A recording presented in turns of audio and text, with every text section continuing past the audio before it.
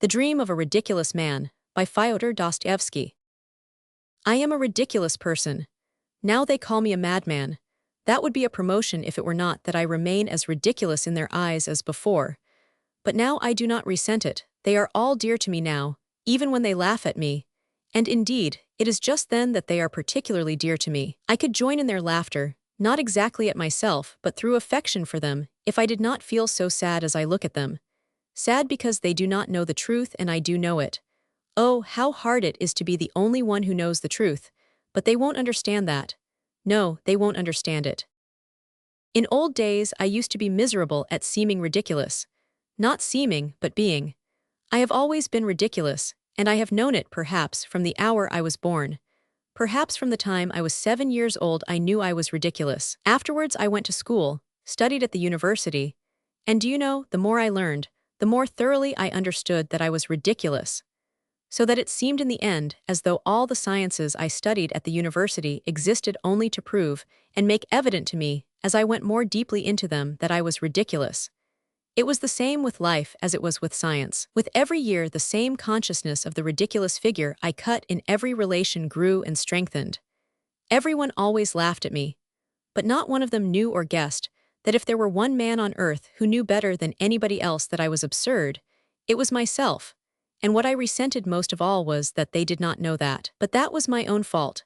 I was so proud that nothing would have ever induced me to tell it to anyone. This pride grew in me with the years, and if it had happened that I allowed myself to confess to anyone that I was ridiculous, I believe that I should have blown out my brains the same evening. Oh, how I suffered in my early youth from the fear that I might give way and confess it to my schoolfellows. But since I grew to manhood, I have for some unknown reason become calmer, though I realized my awful characteristic more fully every year. I say unknown, for to this day I cannot tell why it was. Perhaps it was owing to the terrible misery that was growing in my soul through something which was of more consequence than anything else about me. That something was the conviction that had come upon me that nothing in the world mattered. I had long had an inkling of it, but the full realization came last year almost suddenly. I suddenly felt that it was all the same to me whether the world existed or whether there had never been anything at all. I began to feel with all my being that there was nothing existing. At first I fancied that many things had existed in the past, but afterwards I guessed that there never had been anything in the past either, but that it had only seemed so for some reason. Little by little, I guessed that there would be nothing in the future either. Then I left off being angry with people and almost ceased to notice them. Indeed, this showed itself even in the pettiest trifles. I used, for instance, to knock against people in the street. And not so much from being lost in thought. What had I to think about? I had almost given up thinking by that time. Nothing mattered to me, if at least I had solved my problems. Oh, I had not settled one of them, and how many they were. But I gave up caring about anything, and all the problems disappeared. And it was after that that I found out the truth. I learnt the truth last November, on the 3rd of November to be precise, and I remember every instant since. It was a gloomy evening, one of the gloomiest possible evenings. I was going home at about 11 o'clock, and I remember that I thought that the evening could not be gloomier, even physically. Rain had been falling all day, and it had been a cold, gloomy, almost menacing rain, with, I remember, an unmistakable spite against mankind. Suddenly between 10 and 11 it had stopped, and was followed by a horrible dampness, colder and damper than the rain, and a sort of steam was rising from everything, from every stone in the street, and from every lane if one looked down it as far as one could. A thought suddenly occurred to me that if all the street lamps had been put out it would have been less cheerless, that the gas made one's heart sadder because it lighted it all up. I had had scarcely any dinner that day, and had been spending the evening with an engineer, and 2 other friends had been there also. I sat silent. I fancy I bored them. They talked of something rousing and suddenly they got excited over it. But they did not really care, I could see that, and only made a show of being excited. I suddenly said as much to them. My friends, I said, you really do not care one way or the other. They were not offended, but they all laughed at me. That was because I spoke without any note of reproach, simply because it did not matter to me. They saw it did not, and it amused them. As I was thinking about the gas lamps in the street, I looked up at the sky. The sky was horribly dark, but one could distinctly see tattered clouds, and between them fathomless black patches. Suddenly I noticed in one of these patches a star and began watching it intently. That was because that star gave me an idea. I decided to kill myself that night. I had firmly determined to do so 2 months before, and poor as I was, I bought a splendid revolver that very day and loaded it. But 2 months had passed and it was still lying in my drawer. I was so utterly indifferent that I wanted to seize a moment when I would not be so indifferent. Why, I don't know. And so for 2 months, every night that I came home I thought I would shoot myself. I kept waiting for the right moment. And so now this star gave me a thought. I made up my mind that it should certainly be that night. And why the star gave me the thought I don't know. And just as I was looking at the sky, this little girl took me by the elbow. The street was empty, and there was scarcely anyone to be seen. A cabman was sleeping in the distance in his cab. It was a child of 8 with a kerchief on her head, wearing nothing but a wretched little dress all soaked with rain, but I noticed particularly her wet broken shoes and I recall them now. They caught my eye particularly. She suddenly pulled me by the elbow and called me.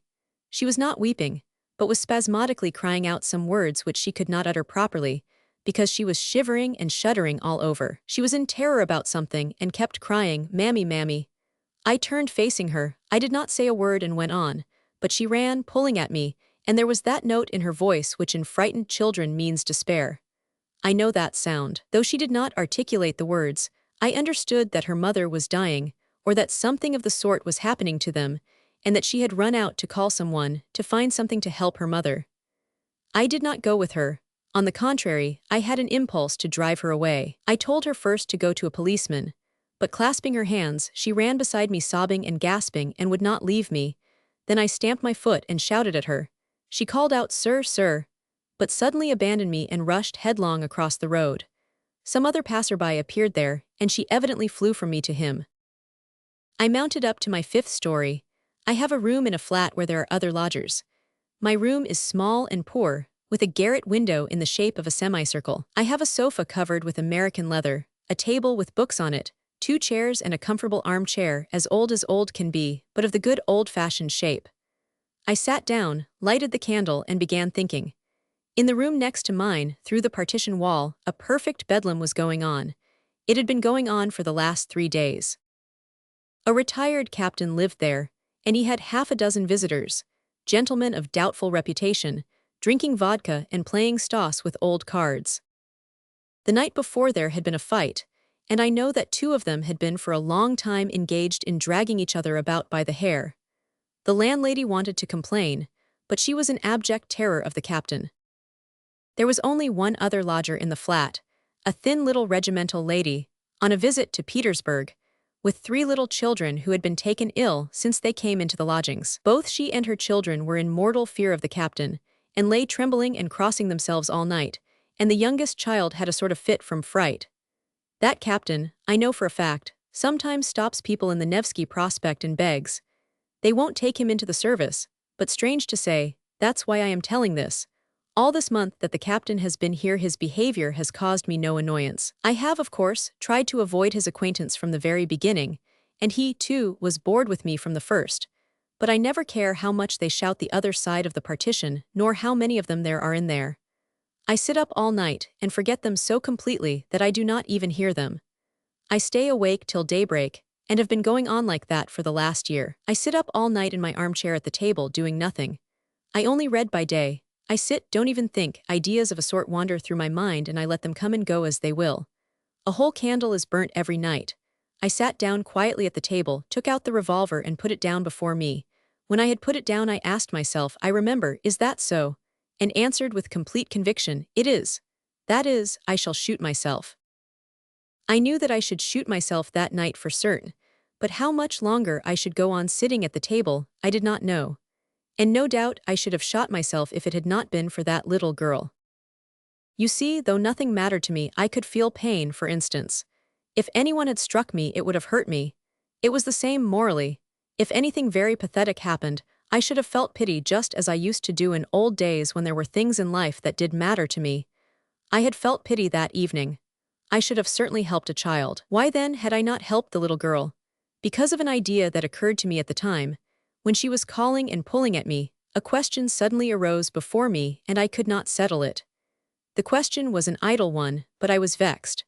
I was vexed at the reflection that if I were going to make an end of myself that night, Nothing in life ought to have mattered to me. Why was it that all at once I did not feel that nothing mattered, and was sorry for the little girl? I remember that I was very sorry for her, so much so that I felt a strange pang, quite incongruous in my position. Really, I do not know better how to convey my fleeting sensation at the moment, but the sensation persisted at home when I was sitting at the table, and I was very much irritated as I had not been for a long time past. One reflection followed another. I saw clearly that so long as I was still a human being and not nothingness, I was alive and so could suffer, be angry and feel shame at my actions. So be it. But if I am going to kill myself in 2 hours, say, what is the little girl to me and what have I to do with shame or with anything else in the world? I shall turn into nothing, absolutely nothing. And can it really be true that the consciousness that I shall completely cease to exist immediately, and so everything else will cease to exist, does not in the least affect my feeling of pity for the child, nor the feeling of shame after a contemptible action? I stamped and shouted at the unhappy child as though to say, not only I feel no pity, but even if I behave inhumanly and contemptibly, I am free to, for in another 2 hours everything will be extinguished. Do you believe that that was why I shouted that? I am almost convinced of it now. It seemed clear to me that life and the world somehow depended upon me now. I may almost say that the world now seemed created for me alone. If I shot myself, the world would cease to be at least for me. I say nothing of its being likely that nothing will exist for anyone when I am gone, and that as soon as my consciousness is extinguished, the whole world will vanish too and become void like a phantom, as a mere appurtenance of my consciousness, for possibly all this world and all these people are only me myself. I remember that as I sat and reflected, I turned all these new questions that swarmed one after another quite the other way, and thought of something quite new. For instance, a strange reflection suddenly occurred to me that if I had lived before on the moon or on Mars, and there had committed the most disgraceful and dishonorable action, and had there been put to such shame and ignominy as one can only conceive and realize in dreams, in nightmares, and if, finding myself afterwards on Earth, I were able to retain the memory of what I had done on the other planet, and at the same time knew that I should never, under any circumstances, return there, then looking from the Earth to the moon, should I care or not? Should I feel shame for that action or not? These were idle and superfluous questions, for the revolver was already lying before me, and I knew in every fiber of my being that it would happen for certain, but they excited me and I raged. I could not die now without having first settled something. In short, the child had saved me, for I put off my pistol shot for the sake of these questions. Meanwhile the clamor had begun to subside in the captain's room. They had finished their game, were settling down to sleep, and meanwhile were grumbling and languidly winding up their quarrels. At that point, I suddenly fell asleep in my chair at the table, a thing which had never happened to me before. I dropped asleep quite unawares. Dreams, as we all know, are very queer things. Some parts are presented with appalling vividness, with details worked up with the elaborate finish of jewelry, while others one gallops through, as it were, without noticing them at all, as for instance through space and time. Dreams seem to be spurred on not by reason but by desire, not by the head but by the heart, and yet what complicated tricks my reason has played sometimes in dreams, what utterly incomprehensible things happen to it. My brother died 5 years ago, for instance. I sometimes dream of him, he takes part in my affairs, we are very much interested, and yet all through my dream I quite know and remember that my brother is dead and buried. How is it that I am not surprised that, though he is dead, he is here beside me and working with me? Why is it that my reason fully accepts it? But enough. I will begin about my dream.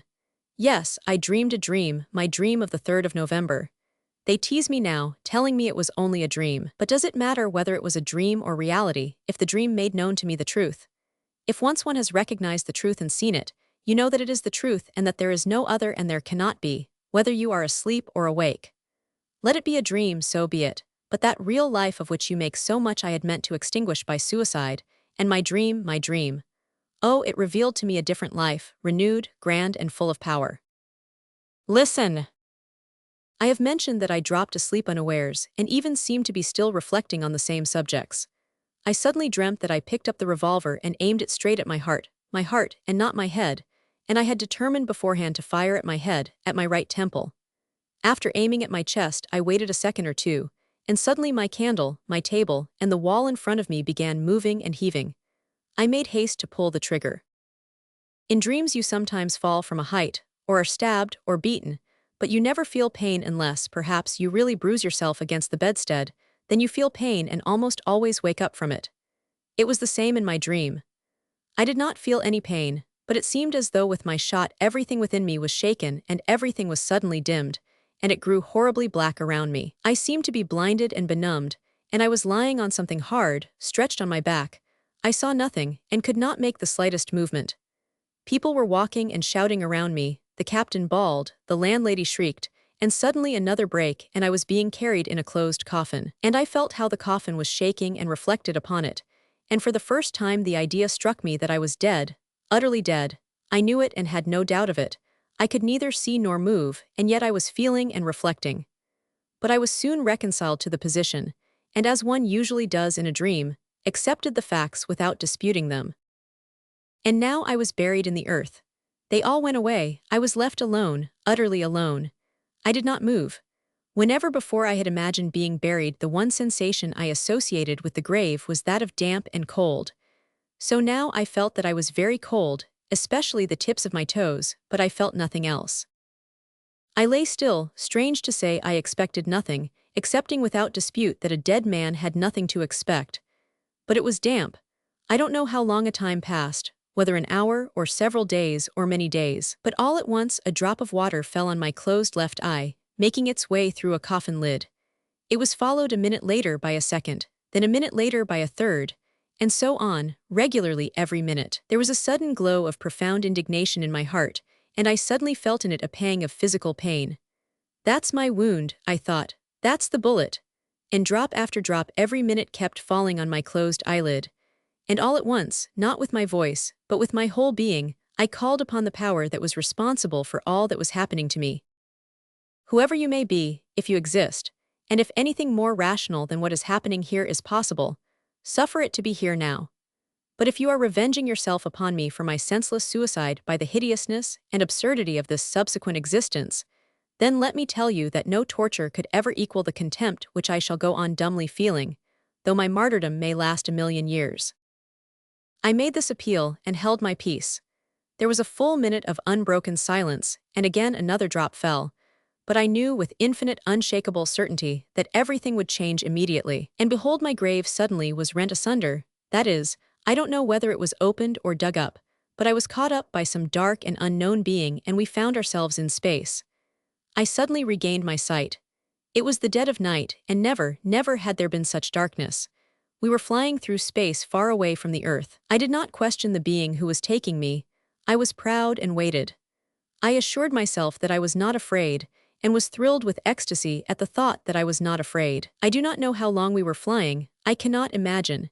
It happened as it always does in dreams when you skip over space and time, and the laws of thought and existence, and only pause upon the points for which the heart yearns. I remember that I suddenly saw in the darkness a star. Is that serious? I asked impulsively, though I had not meant to ask any questions. No, that is the star you saw between the clouds when you were coming home, the being who was carrying me replied. I knew that it had something like a human face. Strange to say, I did not like that being, in fact I felt an intense aversion for it. I had expected complete non-existence, and that was why I had put a bullet through my heart. And here I was in the hands of a creature not human, of course, but yet living, existing. And so there is life beyond the grave, I thought with the strange frivolity one has in dreams, but in its inmost depth my heart remained unchanged. And if I have got to exist again, I thought, and live once more under the control of some irresistible power, I won't be vanquished and humiliated.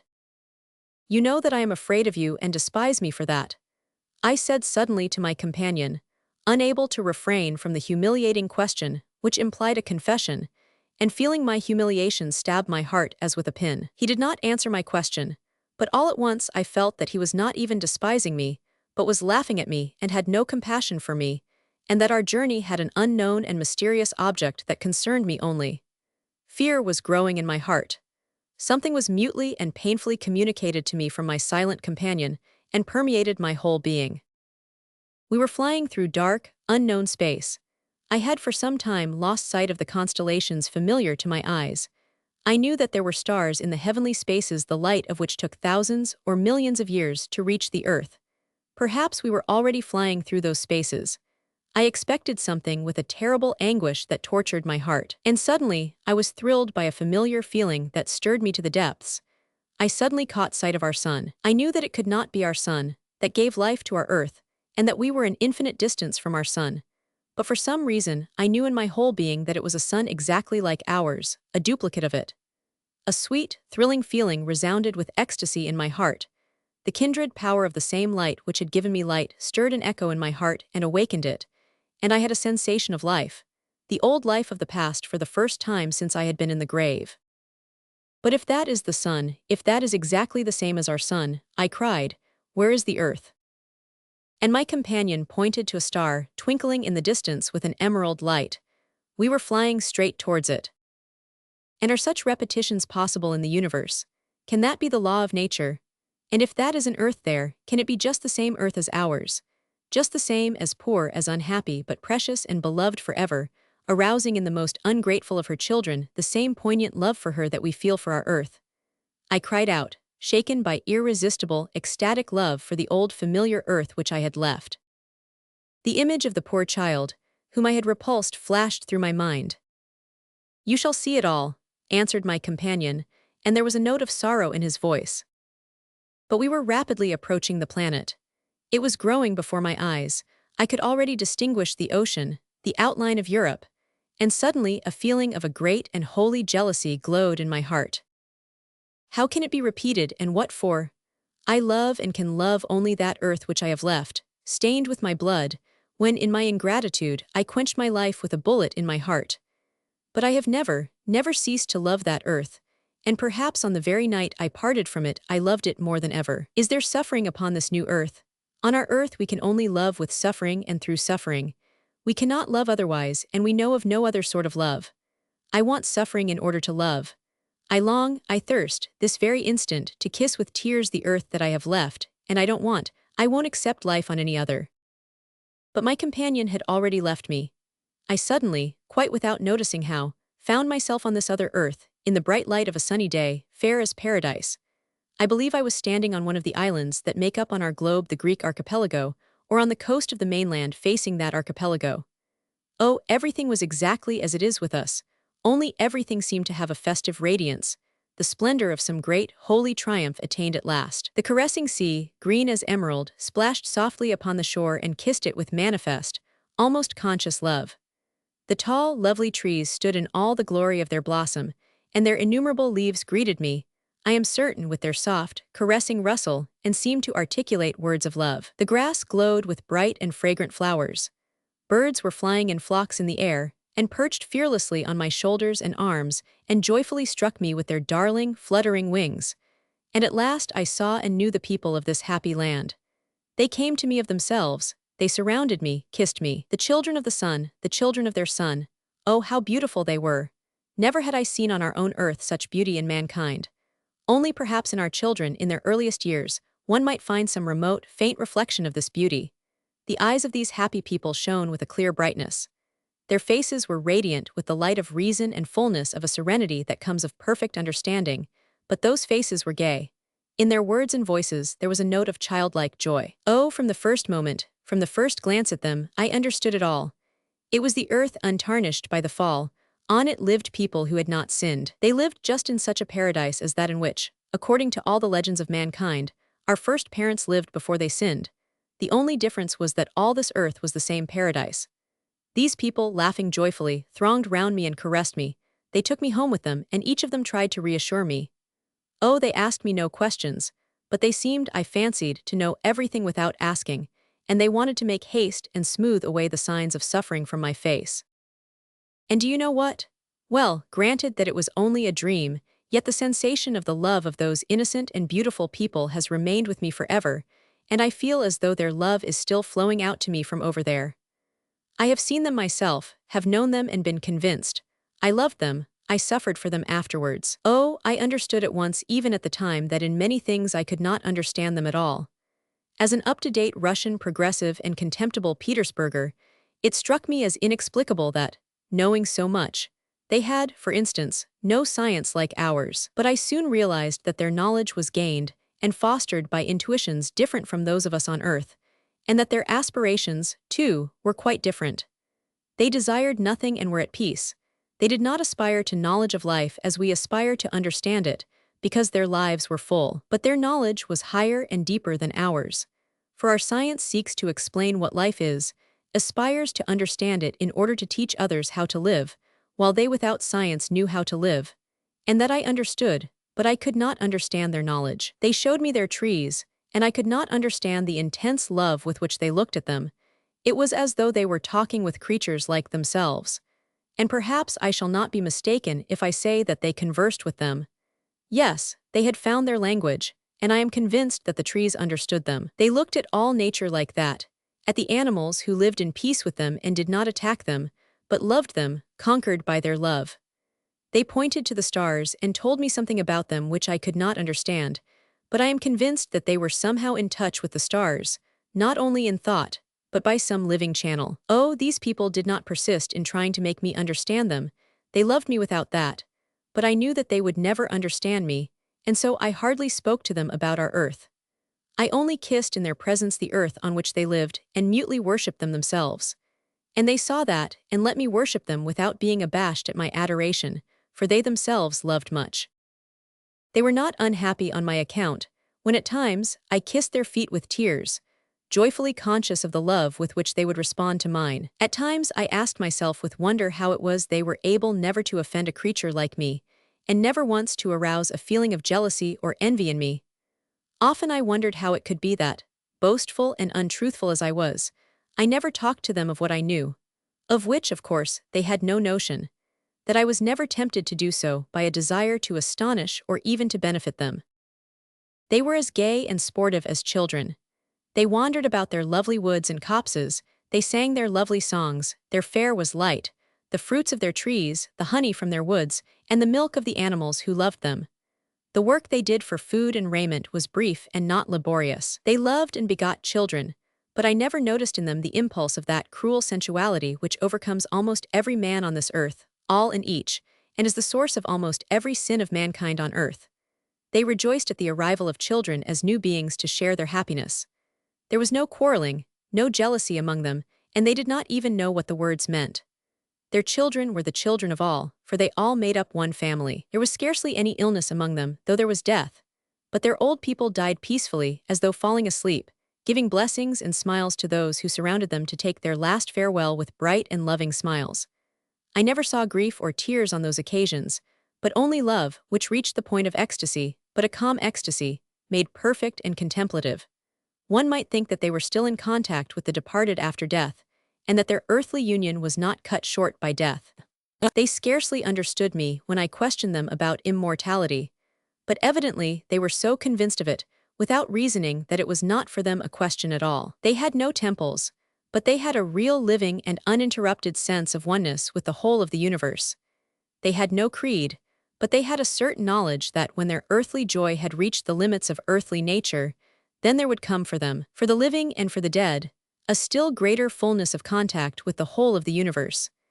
They looked forward to that moment with joy, but without haste, not pining for it, but seeming to have a foretaste of it in their hearts, of which they talked to one another. In the evening before going to sleep, they liked singing in musical and harmonious chorus. In those songs, they expressed all the sensations that the parting day had given them, sang its glories and took leave of it. They sang the praises of nature, of the sea, of the woods. They liked making songs about one another, and praised each other like children. They were the simplest songs, but they sprang from their hearts and went to one's heart. And not only in their songs, but in all their lives, they seemed to do nothing but admire one another. It was like being in love with each other, but an all-embracing, universal feeling. Some of their songs, solemn and rapturous, I scarcely understood at all. Though I understood the words, I could never fathom their full significance. It remained, as it were, beyond the grasp of my mind, yet my heart unconsciously absorbed it more and more. I often told them that I had had a presentiment of it long before, that this joy and glory had come to me on our earth in the form of a yearning melancholy that at times approached insufferable sorrow, that I had had a foreknowledge of them all and of their glory in the dreams of my heart and the visions of my mind, that often on our earth I could not look at the setting sun without tears, that in my hatred for the men of our earth there was always a yearning anguish, Why could I not hate them without loving them? Why could I not help forgiving them? And in my love for them, there was a yearning grief. Why could I not love them without hating them? They listened to me, and I saw they could not conceive what I was saying, but I did not regret that I had spoken to them of it. I knew that they understood the intensity of my yearning anguish over those whom I had left. But when they looked at me with their sweet eyes full of love, when I felt that in their presence my heart, too, became as innocent and just as theirs, the feeling of the fullness of life took my breath away, and I worshipped them in silence. Oh, everyone laughs in my face now, and assures me that one cannot dream of such details as I am telling now, that I only dreamed or felt one sensation that arose in my heart in delirium, and made up the details myself when I woke up. And when I told them that perhaps it really was so, my God, how they shouted with laughter in my face, and what mirth I caused. Oh yes, of course I was overcome by the mere sensation of my dream, and that was all that was preserved in my cruelly wounded heart. But the actual forms and images of my dream, that is, the very ones I really saw at the very time of my dream, were filled with such harmony, were so lovely and enchanting, and were so actual, that on awakening I was, of course, incapable of clothing them in our poor language, so that they were bound to become blurred in my mind. And so perhaps I really was forced afterwards to make up the details, and so of course to distort them in my passionate desire to convey some at least of them as quickly as I could. But on the other hand, how can I help believing that it was all true? It was perhaps 1,000 times brighter, happier, and more joyful than I describe it. Granted that I dreamed it, yet it must have been real. You know, I will tell you a secret, perhaps it was not a dream at all. For then something happened so awful, something so horribly true, that it could not have been imagined in a dream. My heart may have originated the dream, but would my heart alone have been capable of originating the awful event which happened to me afterwards? How could I alone have invented it or imagined it in my dream? Could my petty heart and my fickle, trivial mind have risen to such a revelation of truth? Oh, judge for yourselves. Hitherto I have concealed it, but now I will tell the truth. The fact is that I corrupted them all. Yes, it ended in my corrupting them all. How it could come to pass I do not know, but I remember it clearly. The dream embraced thousands of years and left in me only a sense of the whole. I only know that I was the cause of their sin and downfall. Like a vile trichina, like a germ of the plague infecting whole kingdoms, so I contaminated all this earth, so happy and sinless before my coming. They learnt to lie, grew fond of lying, and discovered the charm of falsehood. Oh, at first perhaps it began innocently, with a jest, coquetry, with amorous play, perhaps indeed with a germ, but that germ of falsity made its way into their hearts and pleased them. Then sensuality was soon begotten. Sensuality begot jealousy, jealousy cruelty. Oh, I don't know, I don't remember. But soon, very soon the first blood was shed. They marveled and were horrified, and began to be split up and divided. They formed into unions, but it was against one another. Reproaches, upbraidings followed. They came to know shame, and shame brought them to virtue. The conception of honor sprang up, and every union began waving its flags. They began torturing animals, and the animals withdrew from them into the forests and became hostile to them. They began to struggle for separation, for isolation, for individuality, for mine and thine. They began to talk in different languages. They became acquainted with sorrow and loved sorrow. They thirsted for suffering, and said that truth could only be attained through suffering. Then science appeared. As they became wicked, they began talking of brotherhood and humanitarianism, and understood those ideas. As they became criminal, they invented justice and drew up whole legal codes in order to observe it, and to ensure their being kept, set up a guillotine. They hardly remembered what they had lost, in fact refused to believe that they had ever been happy and innocent. They even laughed at the possibility of this happiness in the past, and called it a dream. They could not even imagine it in definite form and shape, but strange and wonderful to relate, though they lost all faith in their past happiness and called it a legend. They so longed to be happy and innocent once more that they succumbed to this desire like children, made an idol of it, set up temples and worshipped their own idea, their own desire. Though at the same time they fully believed that it was unattainable and could not be realized, yet they bowed down to it and adored it with tears. Nevertheless, if it could have happened that they had returned to the innocent and happy condition which they had lost, and if someone had shown it to them again and had asked them whether they wanted to go back to it, they would certainly have refused. They answered me, "We may be deceitful, wicked, and unjust. We know it and weep over it, we grieve over it. We torment and punish ourselves more perhaps than that merciful judge who will judge us and whose name we know not. But we have science, and by means of it we shall find the truth and we shall arrive at it consciously. Knowledge is higher than feeling, the consciousness of life is higher than life. Science will give us wisdom, wisdom will reveal the laws, and the knowledge of the laws of happiness is higher than happiness. That is what they said, and after saying such things everyone began to love himself better than anyone else, and indeed they could not do otherwise. All became so jealous of the rights of their own personality that they did their very utmost to curtail and destroy them in others, and made that the chief thing in their lives. Slavery followed, even voluntary slavery. The weak eagerly submitted to the strong, on condition that the latter aided them to subdue the still weaker. Then there were saints who came to these people, weeping, and talked to them of their pride, of their loss of harmony and due proportion, of their loss of shame. They were laughed at or pelted with stones. Holy blood was shed on the threshold of the temples. Then there arose men who began to think how to bring all people together again, so that everybody, while still loving himself best of all, might not interfere with others, and all might live together in something like a harmonious society. Regular wars sprang up over this idea. All the combatants at the same time firmly believed that science, wisdom, and the instinct of self-preservation would force men at last to unite into a harmonious and rational society. And so, meanwhile, to hasten matters, the wise endeavored to exterminate as rapidly as possible all who were not wise, and did not understand their idea, that the latter might not hinder its triumph. But the instinct of self-preservation grew rapidly weaker. There arose men, haughty and sensual, who demanded all or nothing. In order to obtain everything they resorted to crime, and if they did not succeed, to suicide.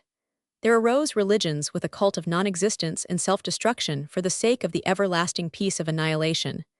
At last these people grew weary of their meaningless toil, and signs of suffering came into their faces, and then they proclaimed that suffering was a beauty, for in suffering alone was their meaning. They glorified suffering in their songs. I moved about among them, wringing my hands and weeping over them, but I loved them perhaps more than in old days when there was no suffering in their faces, and when they were innocent and so lovely. I loved the earth they had polluted even more than when it had been a paradise, if only because sorrow had come to it. Alas, I always loved sorrow and tribulation, but only for myself, but I wept over them, pitying them. I stretched out my hands to them in despair, blaming, cursing, and despising myself. I told them that all this was my doing, mine alone, that it was I had brought them corruption, contamination, and falsity. I besought them to crucify me, I taught them how to make a cross. I could not kill myself, I had not the strength, but I wanted to suffer at their hands. I yearned for suffering, I longed that my blood should be drained to the last drop in these agonies. But they only laughed at me, and began at last to look upon me as crazy. They justified me, they declared that they had only got what they wanted themselves, and that all that now was could not have been otherwise. At last they declared to me that I was becoming dangerous, and that they should lock me up in a madhouse if I did not hold my tongue. Then such grief took possession of my soul that my heart was wrung, and I felt as though I were dying, and then I awoke. It was morning, that is, it was not yet daylight but about 6 o'clock. I woke up in the same armchair, my candle had burnt out, everyone was asleep in the captain's room, and there was a stillness all round, rare in our flat. First of all I leapt up in great amazement. Nothing like this had ever happened to me before, not even in the most trivial detail. I had never, for instance, fallen asleep like this in my armchair. While I was standing and coming to myself, I suddenly caught sight of my revolver lying loaded, ready, but instantly I thrust it away. Oh now, life. I lifted up my hands and called upon eternal truth, not with words but with tears. Ecstasy, immeasurable ecstasy flooded my soul. Yes, life and spreading the good tidings. Oh, I at that moment resolved to spread the tidings, and resolved it, of course, for my whole life. I go to spread the tidings, I want to spread the tidings of what? Of the truth, for I have seen it with my own eyes, have seen it in all its glory. And since then I have been preaching. Moreover, I love all those who laugh at me more than any of the rest. Why that is so, I do not know and cannot explain, but so be it. I am told that I am vague and confused, and if I am vague and confused now, what shall I be later on? It is true indeed, I am vague and confused, and perhaps as time goes on I shall be more so. And of course I shall make many blunders before I find out how to preach, that is, find out what words to say, what things to do, for it is a very difficult task. I see all that is clear as daylight, but listen, who does not make mistakes? And yet, all are making for the same goal, all are striving in the same direction anyway, from the sage to the lowest robber, only by different roads. It is an old truth, but this is what is new. I cannot go far wrong. For I have seen the truth. I have seen, and I know that people can be beautiful and happy without losing the power of living on earth. I will not and cannot believe that evil is the normal condition of mankind. And it is just this faith of mine that they laugh at. But how can I help believing it? I have seen the truth. It is not as though I had invented it with my mind. I have seen it, and the living image of it has filled my soul forever. I have seen it in such full perfection that I cannot believe that it is impossible for people to have it. And so how can I go wrong? I shall make some slips, no doubt, and shall perhaps talk in second-hand language, but not for long. The living image of what I saw will always be with me, and will always correct and guide me. Oh, I am full of courage and freshness, and I will go on and on if it were for 1,000 years. Do you know, at first I meant to conceal the fact that I corrupted them, but that was a mistake. That was my first mistake. But truth whispered to me that I was lying, and preserved me and corrected me. But how establish paradise? I don't know, because I do not know how to put it into words. After my dream I lost command of words. All the chief words anyway, the most necessary ones. But never mind, I shall go and I shall keep talking, I won't leave off, for anyway I have seen it with my own eyes, though I cannot describe what I saw. But the scoffers do not understand that. It was a dream, they say, delirium, hallucination. Oh, as though that meant so much. And they are so proud. A dream, what is a dream? And is not our life a dream? I will say more. Suppose that this paradise will never come to pass, that I understand, yet I shall go on preaching it. And yet how simple it is. In one day, in 1 hour, everything could be arranged at once. The chief thing is to love others like yourself. That's the great thing, and that's everything.